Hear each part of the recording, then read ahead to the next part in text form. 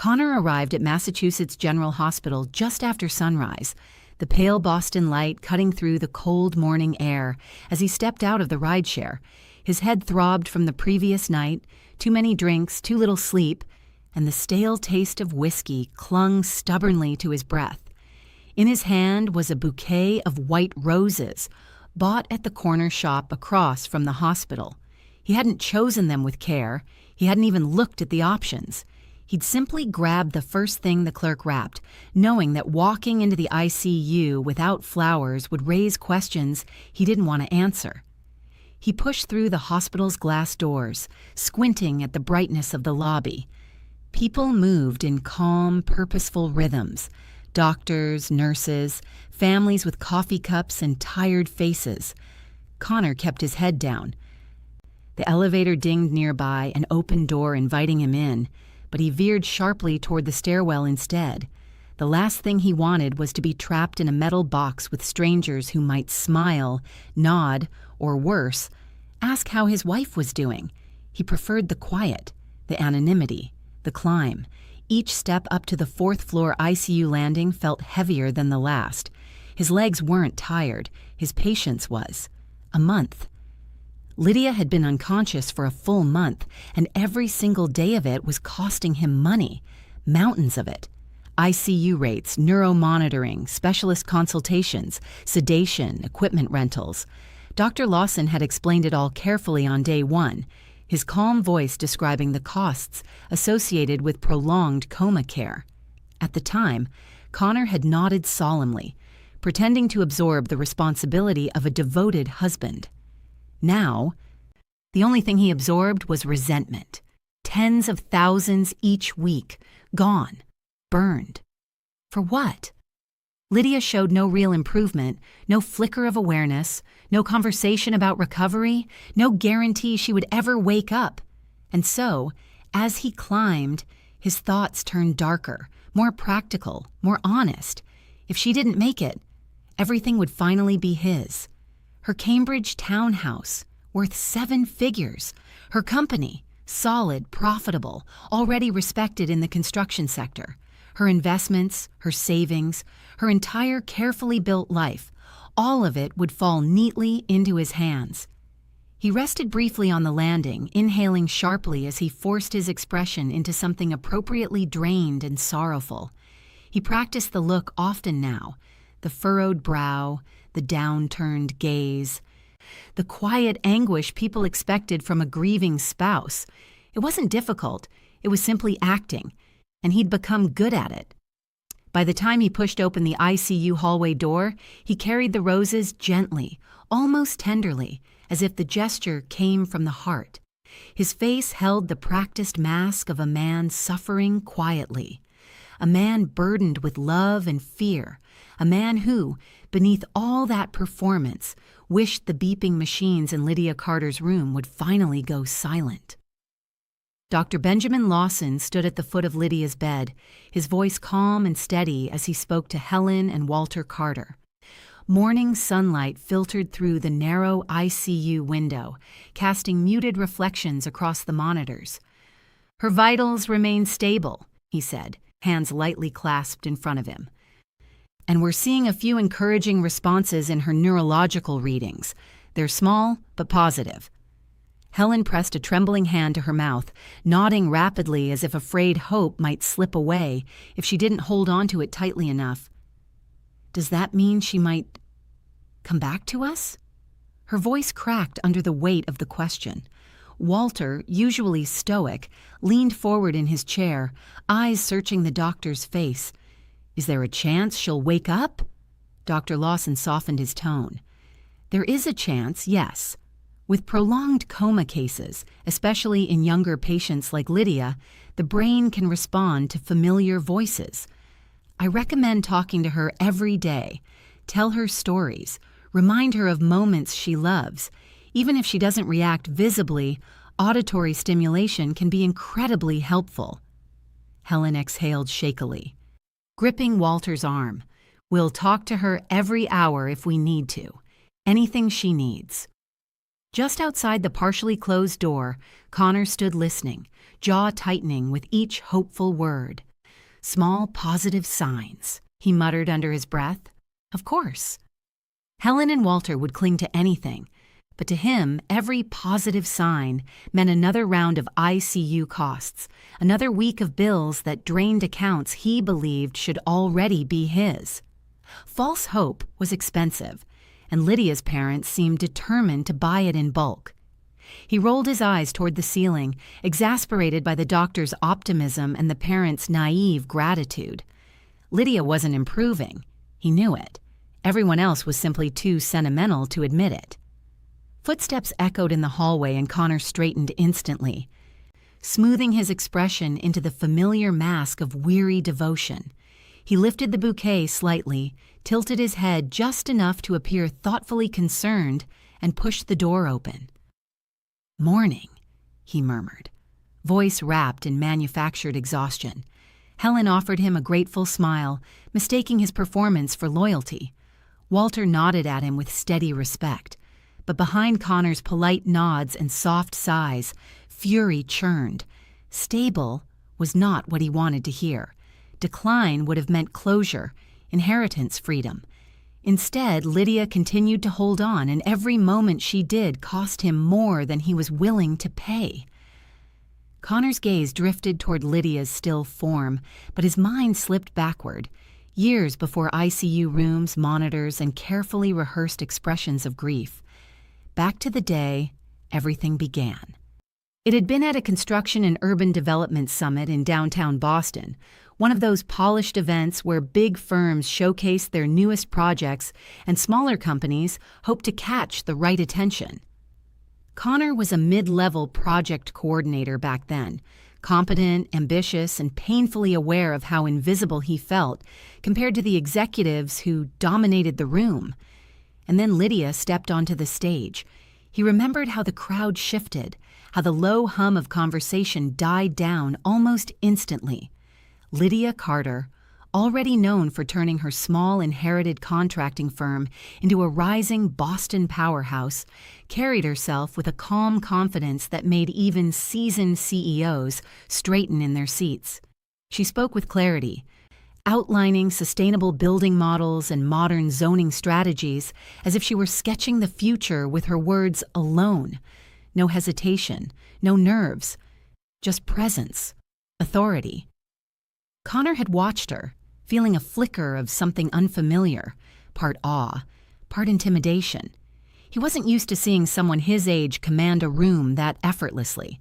When she finished and the audience applauded, he clapped too, harder than he expected, drawn to her like gravity itself had shifted. When he gathered the courage to approach her after the panel, he anticipated a curt, distracted response, the way successful people brushed off strangers. But Lydia greeted him with a warm, uncomplicated smile. She asked about his work, listened thoughtfully, and didn't seem to care that he came from a modest company with a modest title. That moment hooked him. Within months they were dating. Within a year they were married. Lydia lifted him into a world he hadn't known how to access on his own. She encouraged him to take additional certifications, introduced him to people who mattered, and eased him into circles that once felt out of reach. When she suggested they move into a Cambridge townhouse, hers, of course, he felt as if he'd stepped through a door he had no business walking through. She didn't flaunt her success, she simply shared it, expecting nothing in return. At first, Connor believed he loved her, or at least he loved what she made him feel. Relevant, impressive, important. But admiration curdled quickly. As her company kept growing, as her name appeared in industry magazines, as people congratulated her while politely acknowledging him, the imbalance gnawed at him. He began to resent the very qualities that had once drawn him in, her leadership, her discipline, the respect she commanded simply by entering a room. He felt overshadowed, a supporting character in a story that revolved around Lydia's accomplishments, and every time she declined to give him formal control over parts of her company, explaining that business and marriage should stay separate, his resentment deepened. What had begun as gratitude twisted into envy, then entitlement. He started convincing himself that he deserved the life she built, the townhouse, the company, the assets, all of it. After all, he was her husband. Why shouldn't those things belong to him? Affection faded, replaced by ambition sharpened into something darker. And as Lydia climbed higher, Connor's frustration burned hotter. Until the day came when he no longer saw her success as something shared. He saw it as something owed.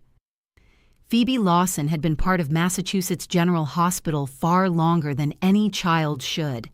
At 10 years old, she moved through its hallways with the kind of quiet familiarity usually reserved for staff. Nurses greeted her by name, volunteers offered her extra stickers, and orderlies always slowed their carts when she wandered past. After several surgeries and months of recovery, the pediatric wing had become her world, a place where she felt safe, watched over, and gently understood. She was allowed to roam within certain areas, mostly the pediatric lounge, the family waiting rooms, and the long hallway that overlooked the Charles River. But Phoebe had a gift for slipping unnoticed into quieter corners of the hospital. She never caused trouble. She simply drifted, curious and soft-footed, searching for places where silence felt kind. That was how she found Lydia Carter. The first time Phoebe peeked into Lydia's ICU room, she froze at the sight of the pale, still woman surrounded by monitors and soft beeping tones. To Phoebe, who had read countless fairy tales during her hospital stays, Lydia looked like a sleeping princess, someone trapped between worlds, waiting for a helper, a guardian, a friend, and in her young mind, that role belonged to her. She approached the bedside with the solemnity of a child performing an important duty. "You're not alone," she whispered, gripping the doorframe. The words tumbled out unplanned, but they felt right. From that day on, she returned whenever she could. Sometimes she curled up beneath the bed, small enough to disappear into the shadows. Other times, she tucked herself inside the half-open closet, knees to her chest, listening to the steady hum of machines. She always brought her plush teddy bear, soft, worn, and fitted with a small voice recorder. Dr. Benjamin Lawson had given it to her months earlier, after one particularly difficult procedure left her trembling and unable to speak. "When you're scared," he'd told her gently, "tell the bear. He listens, and when you're ready, he can repeat your words back to you." It was his way of giving her a voice when her own felt too fragile. Phoebe took that responsibility seriously. She whispered stories to Lydia about the nurses she liked, the movies she watched, the dreams she had. She described the weather outside, the flowers in the volunteer garden, and the rumor that a therapy dog might visit the pediatric wing soon. She told Lydia she was brave, even in her sleep. She promised to protect her. Over time, Lydia, though unresponsive, became the emotional anchor Phoebe had long been missing. The woman in the bed couldn't answer, couldn't move, couldn't assure her of anything. But Phoebe believed Lydia could hear her. She believed her voice mattered. And in a hospital full of uncertainty, that belief gave her courage. The hallway outside Lydia's room was unusually quiet, the mid-afternoon lull settling over the ICU like a held breath. No nurses hovered nearby, no carts rolled past, no soft conversations drifted through the air. It was exactly the kind of moment Connor had been waiting for. He glanced once over his shoulder, then pushed open Lydia's door with the confidence of someone who knew he wouldn't be interrupted. He didn't bother bringing flowers this time. The door clicked shut behind him, and his facade slipped the moment he was alone. The tender, grieving husband expression evaporated, replaced by raw irritation twisting across his face. He stepped closer to the bed, staring down at Lydia's still, pale form, and scoffed under his breath.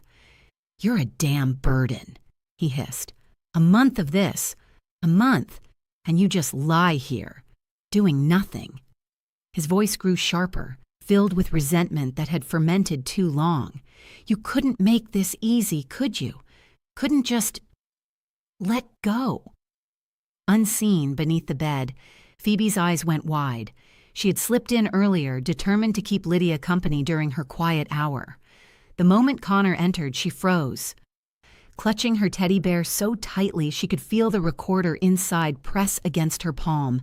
Every word he spat felt like a stone dropping into her chest. She had heard anger before, patients in pain, parents overwhelmed, but never something like this, never a grown man wishing someone would die. Connor moved to the side of the bed, fingers brushing the edge of the ventilator panel. The machine blinked with soft green lights, its rhythmic hiss filling the room. He hovered his hand over a cluster of buttons. One press, one adjustment, one interruption in airflow could mean disaster. This could all be over, he muttered, voice low and trembling with the frustration he worked so hard to hide from everyone else. 1 month of bills, 1 month of pretending, 1 month of your parents' pathetic hope. His jaw tightened, and he leaned closer to the machine. You're dragging my entire life down. Phoebe held her breath, too terrified to move, her small fingers digging into the bear's fur. Her heart pounded so loudly she worried he might hear it thudding against the mattress frame. Connor's hand twitched. Then, after a tense breath, he pulled back sharply. Not today, he growled, slamming his palm against the metal rail of the bed. Someone's always around. I need the right moment. He stormed out of the room, the door swinging shut behind him with a hollow thud. For a second, Phoebe didn't move. Then panic surged through her. She scrambled out from beneath the bed, almost tripping in her haste, and bolted into the hallway. She ran past startled nurses, down the corridor she knew by heart, until she reached the nurses' station where Dr. Bao Lawson stood reviewing charts. She yanked on his sleeve, breathless, eyes shining with fear. Dr. Lawson, he wants to hurt her, she gasped. Lydia's in danger. You have to stop him. And for the first time since he'd known her, Benjamin Lawson saw true terror in her young eyes. Dr. Lawson guided Phoebe into a quieter alcove beside the nurse's station, crouching so his eyes aligned with hers. She was shaking, clutching her teddy bear to her chest like a shield. Her words spilled out in frightened fragments, Connor yelling, calling Lydia a burden, his hand hovering over the ventilator controls. Benjamin listened to every detail, his expression calm but intent. He didn't dismiss her. He never dismissed Phoebe. But he also knew that frightened children could misinterpret things, blend fear with imagination, or repeat something they didn't fully understand. Still, something in her voice, its urgency, its trembling sincerity, made him pay attention. You did the right thing coming to me, he said gently. Thank you for telling me. Phoebe's chin wobbled. He wanted her to stop breathing, she whispered. I know he did. I felt it. Benjamin placed a steady hand on her shoulder. I'll check on Lydia right now, and I promise, I won't let anything happen to her. The vow was quiet but firm. He rose and walked quickly down the hall, Phoebe trailing behind him until a nurse gently guided her to the family waiting area. When he entered Lydia's room, Benjamin paused, scanning the space with a clinician's practiced eye. Nothing appeared disturbed, but the tension Phoebe described lingered like an invisible residue. He moved to the bedside, his focus shifting to the monitors. Heart rate, slightly elevated. Oxygen saturation, steady but subtly more reactive. The neurological activity panel displayed faint but measurable fluctuations, tiny deviations from her previous flat patterns. To anyone else, they would look like meaningless data. But to Benjamin, who had been studying Lydia's vitals for a month, they meant something. Interesting, he murmured. He touched her hand lightly. Lydia, if you can hear me, you're safe. The numbers shifted again, small but real. Was it mere coincidence? Or had Phoebe's constant whispering, her stories, her emotional presence, been stimulating something deeper than they realized? He exhaled slowly, feeling the first true seed of hope since Lydia collapsed. But another feeling crept in alongside it, suspicion. Connor had always been curt. impatient, too focused on finances and timelines. His agitation during updates, the tension in his jaw, the way he lingered outside the room with restless energy. Benjamin had noticed all of it. He had brushed it off as stress, but now, with Phoebe's account echoing in his mind, those behaviors aligned into a more troubling pattern. He checked the ventilator settings, confirming everything was untouched, then stepped back. Phoebe waited anxiously in the hallway when he emerged. "Is she okay?" she asked, her voice barely above a whisper. "She's safe," he assured her gently, "and I'm going to make sure she stays that way." He also added, with a quiet warmth, "And Phoebe, I think Lydia might be starting to respond to voices, yours included." The girl's eyes widened with cautious hope, and for the first time that day, her tiny shoulders eased. Lydia's return to consciousness began as a flicker, an indistinct sensation rising through layers of darkness that had held her for weeks. Sound came first, muffled and warped, like voices underwater. Then a distant pressure in her limbs, a dull ache behind her eyes, a faint awareness of air filling her lungs with mechanical rhythm. Her world was a fogged window, blurred and wavering, but something inside her pushed upward, searching for light. When her eyelids finally fluttered open, the room swam before settling into shapes and soft colors. For a moment, she didn't know where she was. Then she saw a small, round face hovering above her, wide eyes, trembling lips, and a gasp of pure relief. "Lydia?" Phoebe whispered, hands flying to her mouth. "You're awake. You're really awake." Lydia tried to speak, but her throat felt raw, her tongue thick. Only a faint breath escaped, but Phoebe didn't seem to mind. She leaned closer, nearly climbing onto the bed in her excitement. "I knew you could hear me," she whispered. "I talk to you every day. I told you stories, and sometimes I thought you moved. Once your finger twitched. I saw it." Lydia blinked slowly, memories swirling like smoke. Shadows of voices, soft ones and harsh ones, drifting through her coma.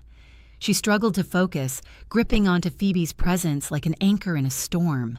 The child squeezed her hand gently, as if afraid she might disappear again. "I need to tell you something," Phoebe whispered, her small voice shrinking into fear. "I didn't want to, but I have to."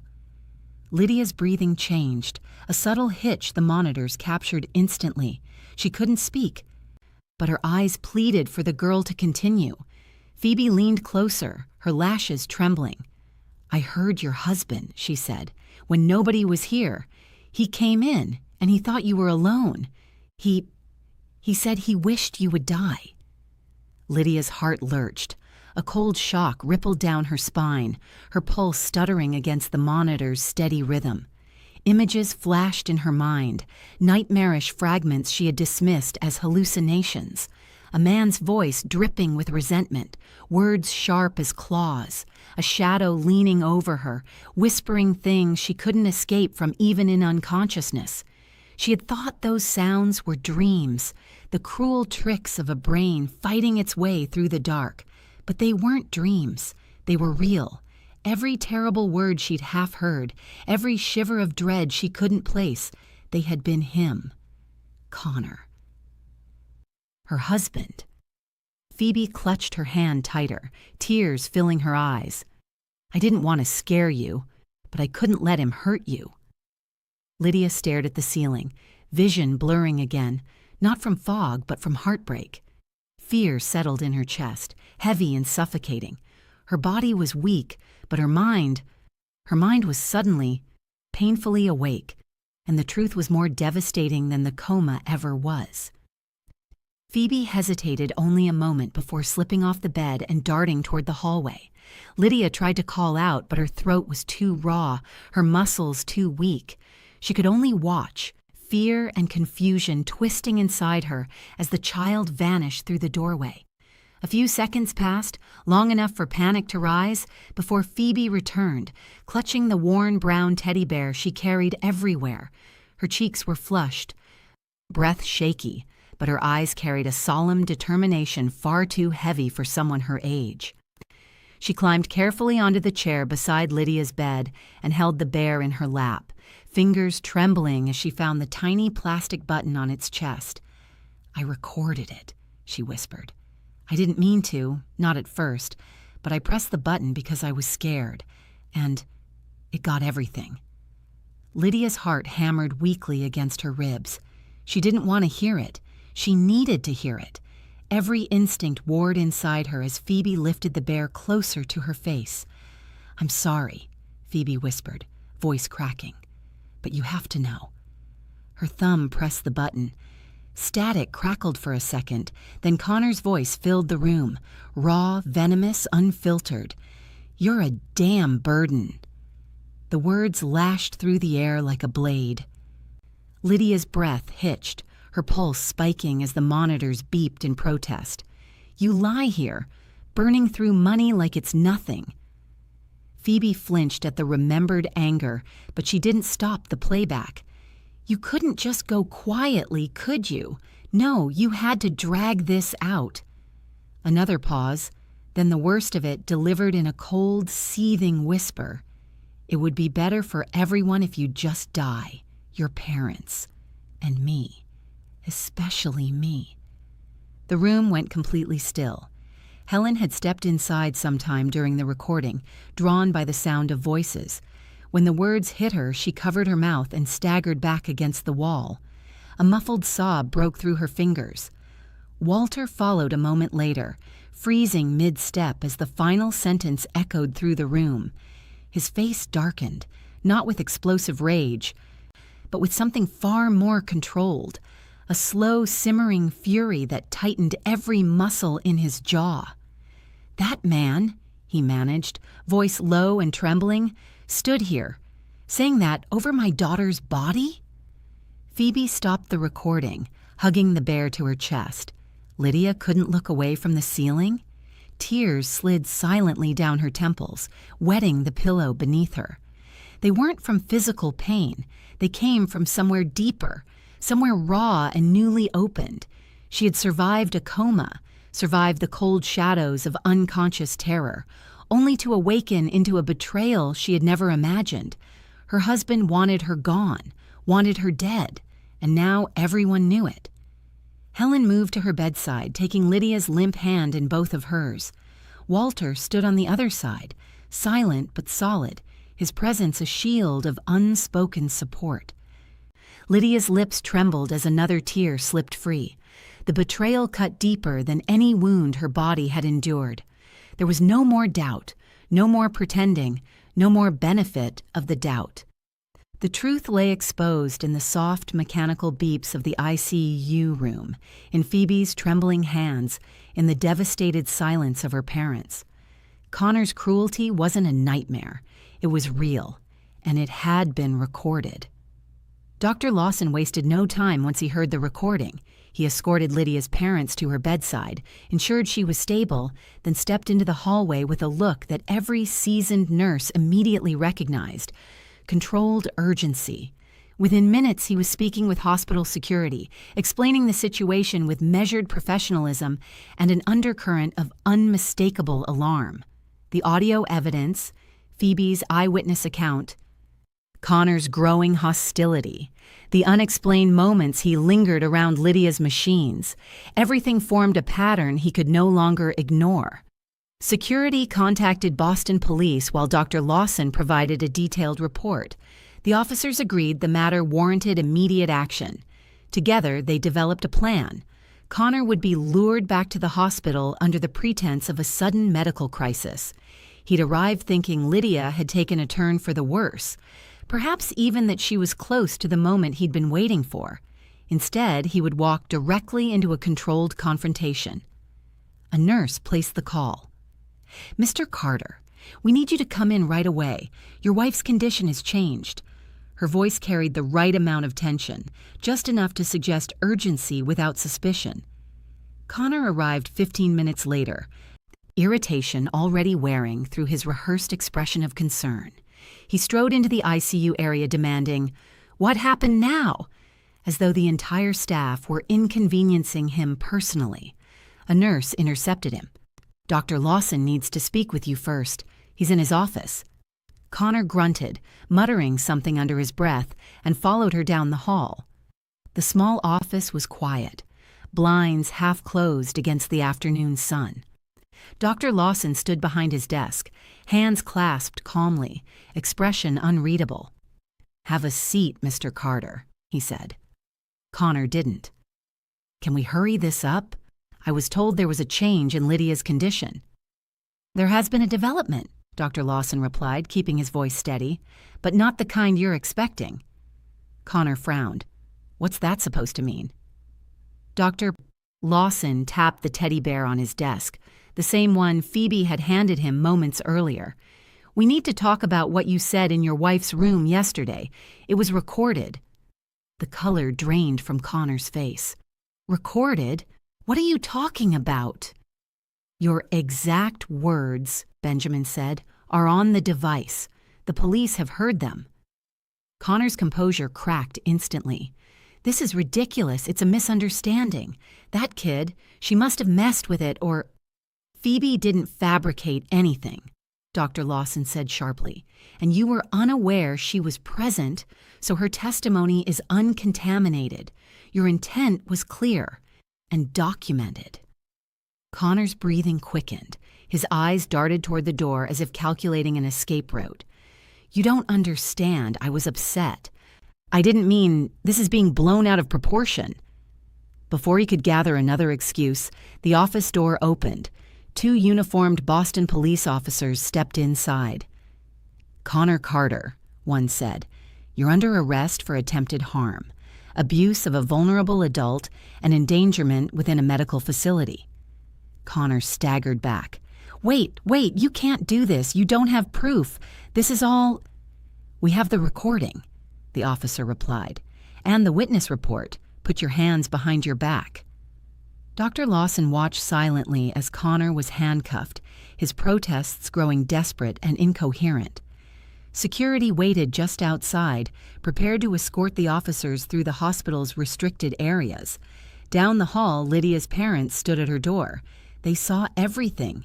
Helen covered her mouth as Connor was led past, her eyes shining with grief and disbelief.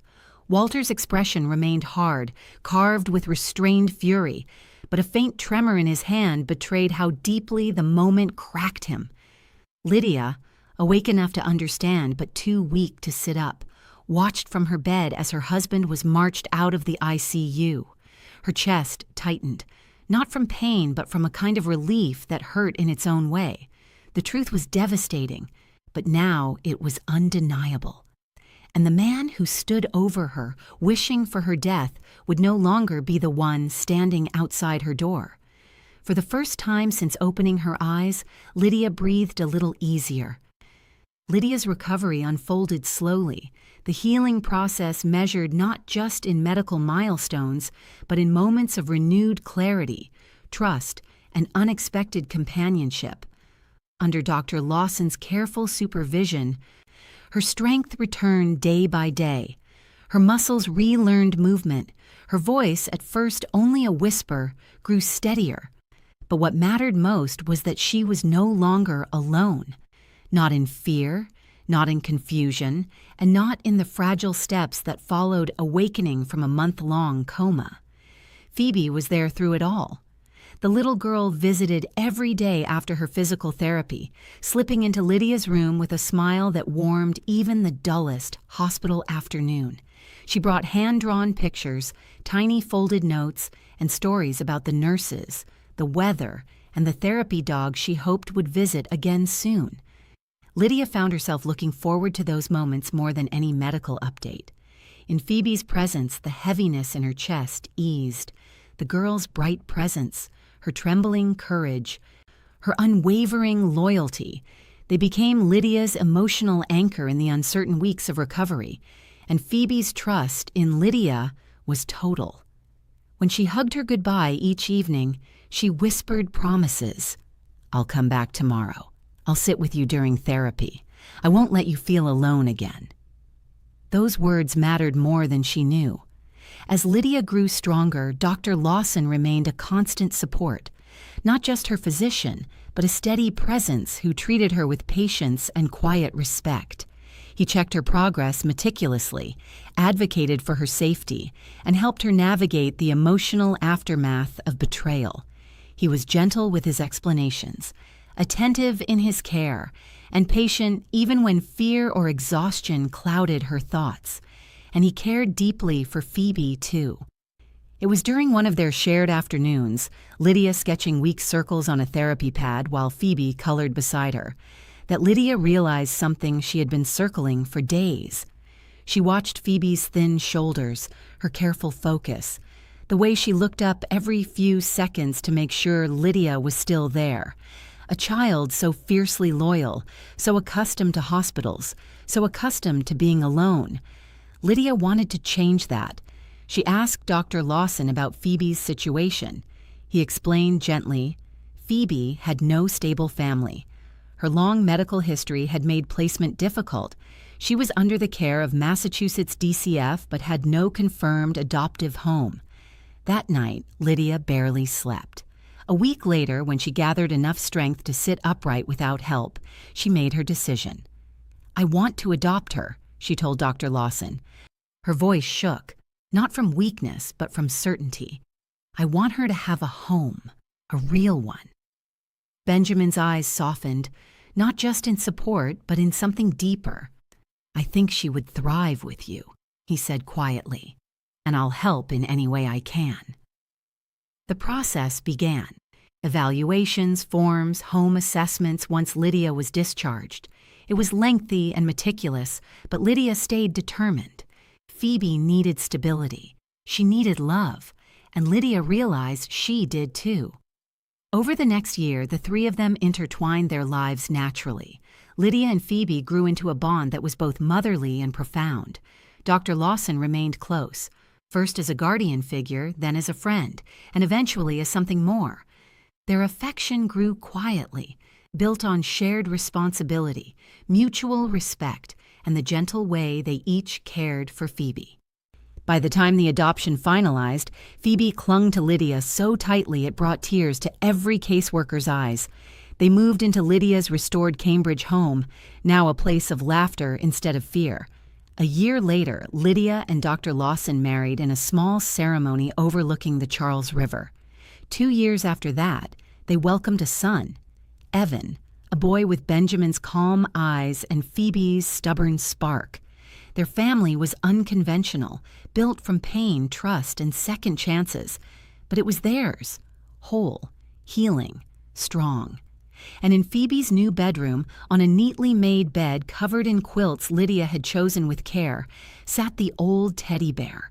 Its worn fur and tiny recorder had captured the words that saved Lydia's life and reshaped all their futures. A quiet testament to the moment, a child's courage changed everything and created a family none of them had ever expected.